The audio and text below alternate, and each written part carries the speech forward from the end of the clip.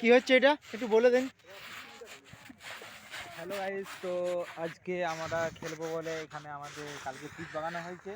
তো পিচটায় আমাদের অনেকটা ঠিক হয়েছে, একটু সমস্যা হয়ে গেছে, ওই জন্য আমাদের ধোকা মাজা চলছে। এই হচ্ছে আমাদের পিচ কোচ।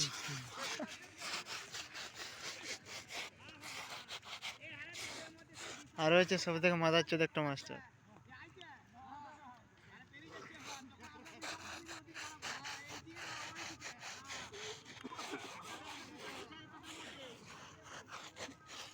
বন্ধ করে ফেলে